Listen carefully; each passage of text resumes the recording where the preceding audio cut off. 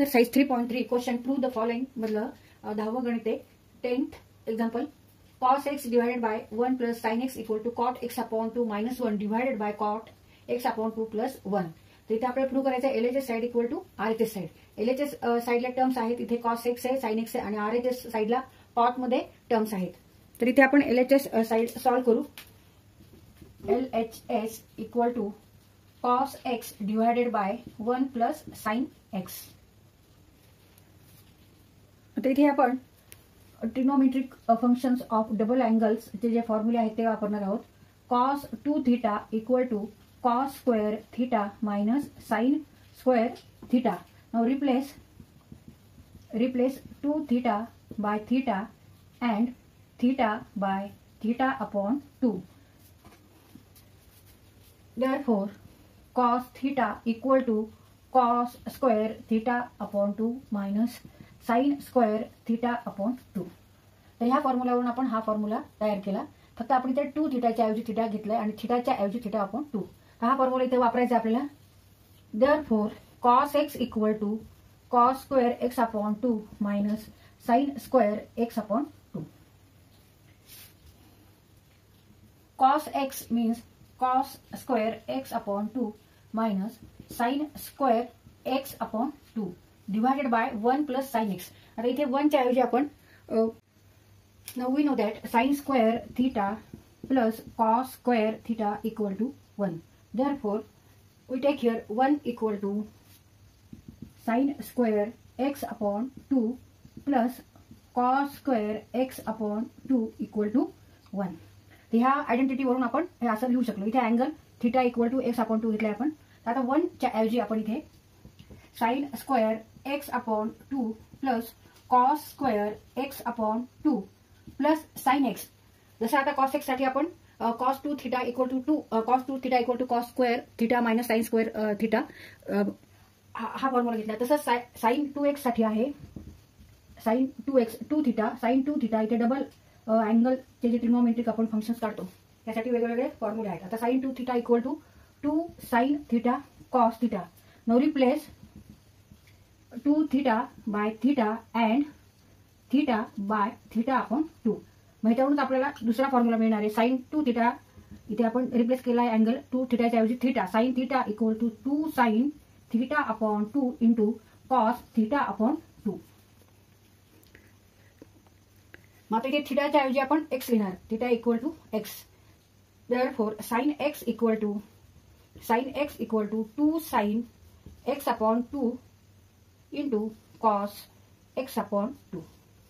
मग इथे sin x च्या ऐवजी आपल्याला ही टर्म लिहायची 2 sin x upon 2 into cos x upon 2. तर इथे न्यूमरेटरला cos square minus sin square आहे. म्हणजे इथे आपण हा फॉर्म्युला वापरू शकतो. a square minus b square equal to a minus b in another bracket a plus b, where here a equal to cos x upon 2 and b equal to sin x upon 2. मग आता हेच आपण a square minus b square equal to a minus b म्हणजे cos x upon 2 minus sin x upon 2 हे एका कंसात आणि दुसऱ्या कंसात प्लस आहे. मग cos x upon 2 plus sin x upon 2. आता इथे sin स्क्वेअर इथे cos स्क्वेअर आणि इथे 2 sin cos आहे. तर इथे सुद्धा आपण आपल्याला हा फॉर्म्युला वापरता येईल. a plus b square means a square plus b square plus 2ab. When a square plus b square plus 2ab असेल याचाच अर्थ काय की ह्या स्क्वेअरचं हे एक्सपान्शन आहे. मग इथे sin square plus cos square plus 2 sin cos आहे. म्हणजे हा equal to sin x upon 2 plus cos x upon 2 ह्याचा स्क्वेअर आहे.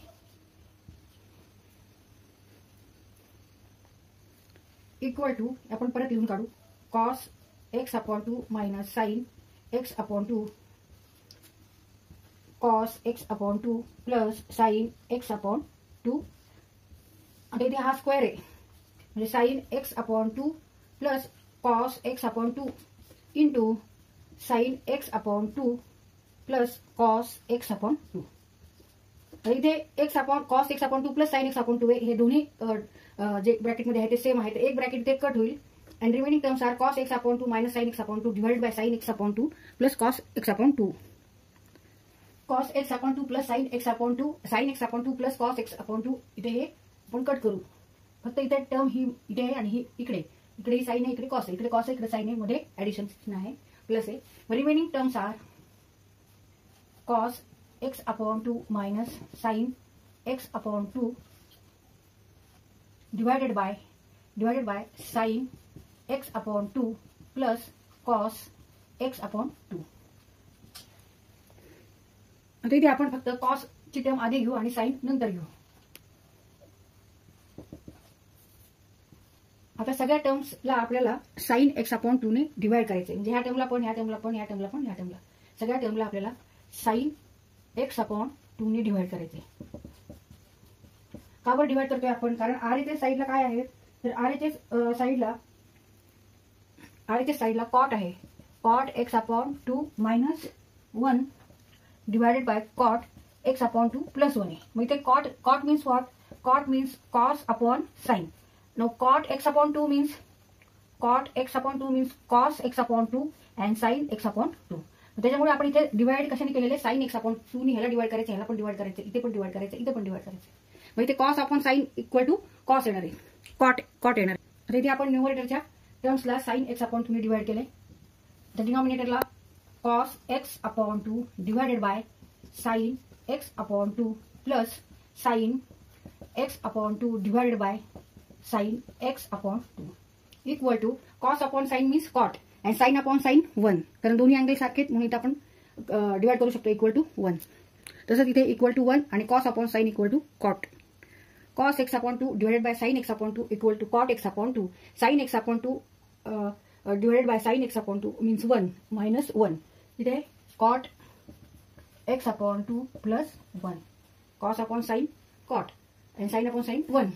And it is equal to RHS side. Therefore, LHS equal to RHS. इथं आपला प्रॉब्लेम हा solve करून झालेला आहे.